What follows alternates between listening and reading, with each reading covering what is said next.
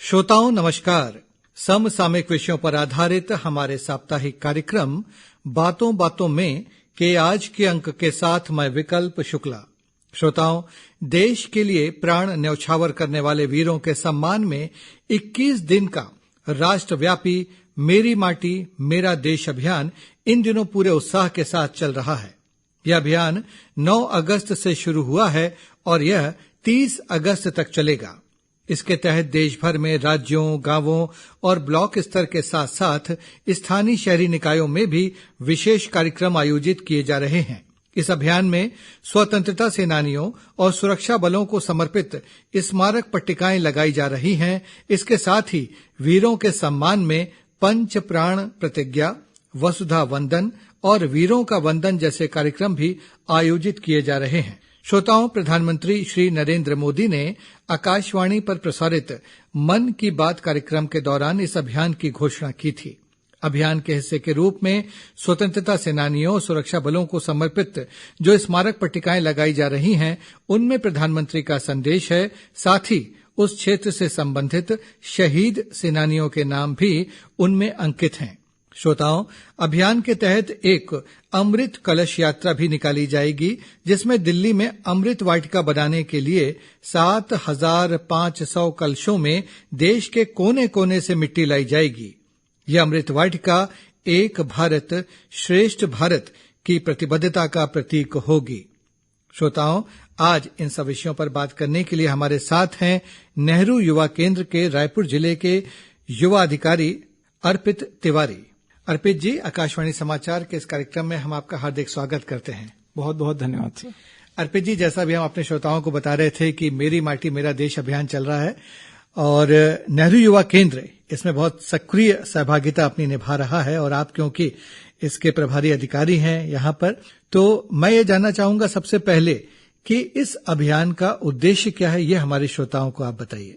जी, मेरी माटी मेरा देश कार्यक्रम, जैसे आपने एकदम सही कहा कि ये देशव्यापी कार्यक्रम है जी। और आजादी के अमृत महोत्सव के समापन के रूप में इस कार्यक्रम को मनाया जा रहा है जी। इसका उद्देश्य जो है ये बहुत ही अलग अलग विधाओं से जुड़ा भी हुआ है और एकजुटता लाने में भी इसकी एक सक्रियता रहेगी जी। ये इसमें हम जलवायु परिवर्तन हो गया या मिशन लाइफ हो गया या फिर वीरों का वंदन हो गया, सभी चीजों को एक साथ रख के ये कार्यक्रम के पीछे सोच रही है और सभी ग्रामवासियों का, ग्राम पंचायतों का, शहरों का एक जगह पे नेतृत्व हो सके, प्रतिनिधित्व हो सके, इसका ये भी एक सोच रही है। जैसा कि आपने बताया कि जो मिट्टी यात्रा है वो गांव से शुरू होके शहर तक आएगी और शहर से हमारी राजधानी नई दिल्ली तक पहुंचेगी और वहां पे भी एक अमृत वाटिका को बनाया जाएगा और वहां की जो मिट्टी रहेगी वो हमारे गांव से ही लाई हुई रहेगी। हाँ। तो एक जगह पे हमारे पूरे देश की मिट्टी का प्रतिनिधित्व होगा, तो ये जो है एकजुटता का ही एक प्रतीक है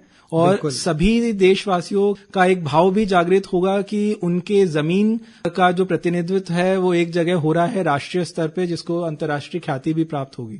जी, बिल्कुल सही कहा अर्पित जी आपने कि जो अमृत कलश यात्रा निकाली जाएगी और उसमें देश भर से जो है वो 7,500 कलशों में मिट्टी एकत्रित कर कोने कोने से देश के वहां पर पहुंचेगी और उसमें अमृत वाटिका बनाई जाएगी और वही एक भारत श्रेष्ठ भारत जो हमारा अभियान है उसका भी ये परिचायक होगी। और यह अभियान जो है वो कहीं ना कहीं हमारे जो देशवासी हैं, खासतौर से जो युवा लोग हैं और उनमें जो हमारे स्वतंत्रता सेनानी हैं जिन्होंने आजादी के आंदोलन में भाग लिया, उनके प्रति एक सम्मान प्रदर्शित करने का भी, और साथ ही जो हमारे सेनानी हैं वो विभिन्न जो सुरक्षा बल हैं उनमें जो लोग हैं तो उनके प्रति भी अपना एक सम्मान प्रदर्शित करने का एक बहुत अच्छा मंच, एक बहुत अच्छा माध्यम है यह अभियान।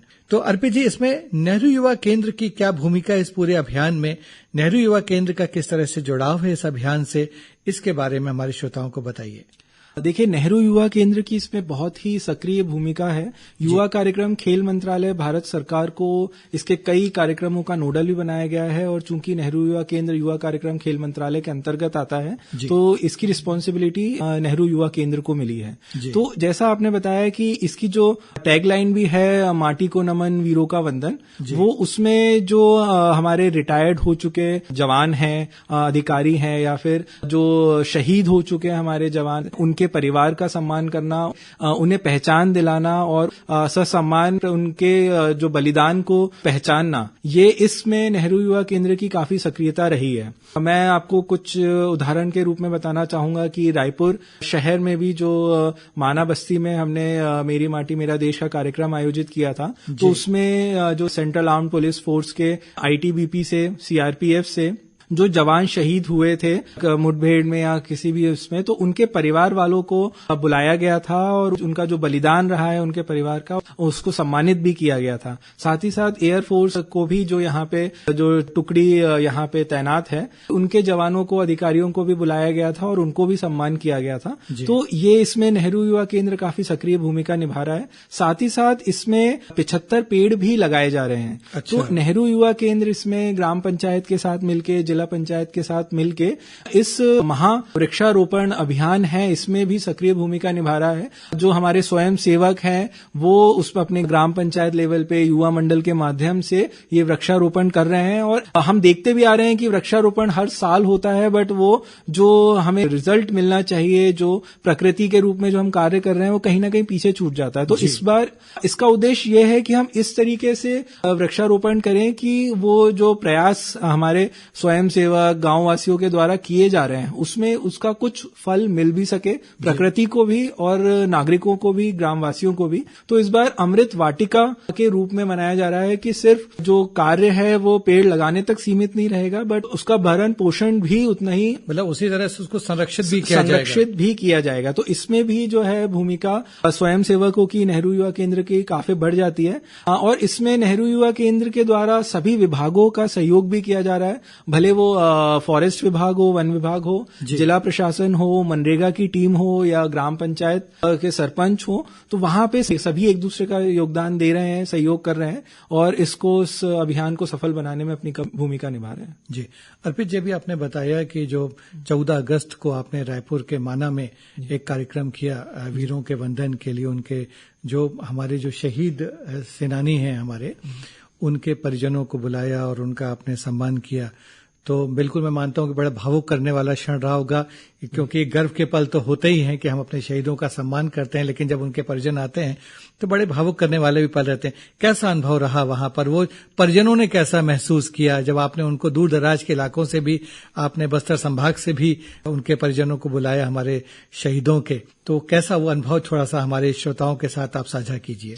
जी, बहुत ही सुखद अनुभव रहा है। देखिए, एक परिवार के लिए, एक माँ के लिए, एक बीवी के लिए अगर उनका पति या बेटा शहीद होता है और उसको एक राज्य स्तरीय मंच पे उनको बुला के सम्मान किया जाता है, तो एक बहुत ही गर्व की अनुभूति होती है। जो बलिदान उन्होंने दिया है उसकी तो कोई भरपाई नहीं कर सकता है, परंतु जो प्रयास किए गए हैं उसमें उनके परिवार वालों को भी एक बहुत ही गर्व महसूस हुआ कि इतने सारे लोगों के सामने उनके जो बेटा है या पुत्र है या बेटी है, उसको सम्मानित किया, तो उनके लिए भी एक बहुत गर्व का क्षण था। जो परिवारों से हम मिले हैं उनकी आंखें भी भर आई थी, तो उससे महसूस होता है कि उनके लिए काफी गर्व का अनुभव उनके लिए रहा है। और आपने बिल्कुल सही कहा, हमारे यहाँ आज हमने कोंडा गांव से आए थे, तो कोंडा गांव से जो आए थे तो एक हमारे वृद्ध माँ आई थी, एक शहीद जवान की, जो सीआरपीएफ नक्सली मुठभेड़ में उनका देहांत हो गया था। और गरियाबंद से 2 परिवार आए थे, एक का बड़ा भाई आया था और एक के परिजन आए थे, और ऐसे ही जो रायपुर शहर के भी थे। तो इस तरीके से उनके साथ मिलके आज एक काफी सुखद अनुभव भी हुआ कि जिस चीज की हम कल्पना नहीं कर पाते हैं कि अगर छोटी सी चोट लग जाती है, कुछ हो जाता है, तो हमारे लिए इतना दुखदायी हो जाता है। और किसी ने जवान बेटा बेटी खोया है और उसके बाद भी इतने चेहरे पे मुस्कान लिए आगे बढ़ रहे हैं, तो हमारे लिए गर्व के साथ साथ एक बहुत हौसला भी देती है कि हम सभी को जो हमारे दिए गए कार्य हैं उनको किस तरीके से बेहतर करना है, क्योंकि कोई जो हमारे लिए लड़ रहा है हमारे जिंदगी के लिए, तो उसके प्रति हमारी जिम्मेदारी और बढ़ जाती है। ये भी आज हमने जरूर महसूस किया। जी बिल्कुल, क्योंकि जिसने अपने बेटे को या पति को या जिस बच्चे ने अपने पिता खोया, उसकी भरपाई तो नहीं की जा सकती है, लेकिन ये हमें देखकर बहुत गर्व होता है कि उन लोगों को उस मृत्यु का दुख तो है, लेकिन उस शहादत पे कहीं ना कहीं गर्व भी है। और हम सब जो है वो बड़ा अच्छा मानते हैं जब हम उन्हें सम्मानित करते हैं, तो कहीं ना कहीं ये हम भी जो है वो देश के प्रति उन्होंने जो शहादत दी है, तो लगता लगता है कि वो जाया नहीं गई है, वो शायद उस माध्यम से हम भी सम्मानित होते हैं, क्योंकि हम उनका क्या सम्मान करेंगे जिन्होंने इतना बड़ा बलिदान दिया है। बिल्कुल, ये हमारे लिए गर्व की बात है कि हम ऐसा कुछ कर पाए हैं उनके लिए। जी बिल्कुल सही कहा अर्पित जी। अर्पित जी, हम ये जानना चाहते हैं कि जो मेरी माटी मेरा देश अभियान है, उसमें नेहरू युवा केंद्र ने अब तक छत्तीसगढ़ में कौन कौन से कार्यक्रम किए हैं, और आगे जैसे कि 30 अगस्त तक ये अभियान चलेगा, तो इसमें क्या क्या और कार्यक्रम करने की आपकी योजना है, इसके बारे में भी हमारे श्रोताओं को बताइए। देखिए, इसमें 5 तरीके के कार्यक्रम होने हैं। एक तो हमारा जो है अमृत वाटिका, वसुधा वाटिका जो आपने बताया, इसमें हर ग्राम पंचायत में 75 पेड़ इसमें लगाए जाने हैं। मिट्टी यात्रा जो है गांव से शुरू होके विकासखंड स्तर पे, फिर जिला स्तर पे, और जिले से राष्ट्रीय स्तर दिल्ली तक जाना है इसमें। तीसरा ये कि कुछ जगह पे अमृत सरोवर का चिन्हांकन किया गया है। अच्छा। तो अमृत सरोवर में भी जैसा आपने बताया कि शिला पट्टिका, जहां पे प्रधानमंत्री जी का मैसेज भी उत्कृष्ट किया गया है, साथ ही साथ उस क्षेत्र के जो शहीद हैं या फिर जो जवान हैं उनके बारे में भी जानकारी दी गई है। ये कार्यक्रम है। इसके बाद अमृत काल के 5 प्रण की भी शपथ दिलाई जा रही है।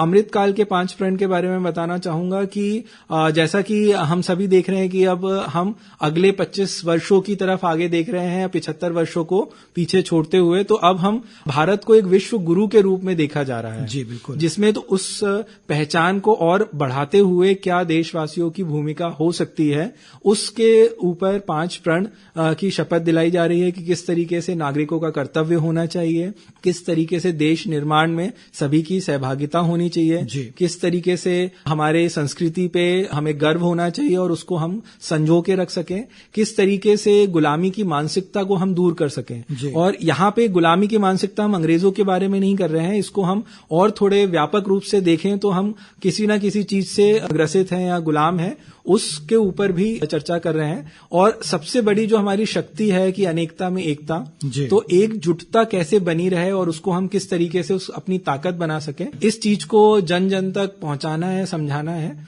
तो ये 5 प्रण जो है इसकी भी शपथ दिलाई जा रही है, मैसेज आम जन तक पहुंचाया जा रहा है। और अंत में जो है ये यात्रा दिल्ली पहुंचेगी और जहां पे इसका व्यापक रूप से राष्ट्रीय स्तर पे कार्यक्रम होगा, जहां पे आपने पहले भी बताया कि कलश जो है पहुंचेंगे, साथ ही साथ युवा पहुंचेंगे और वहां पे भी इसका समापन कार्यक्रम किया जाएगा।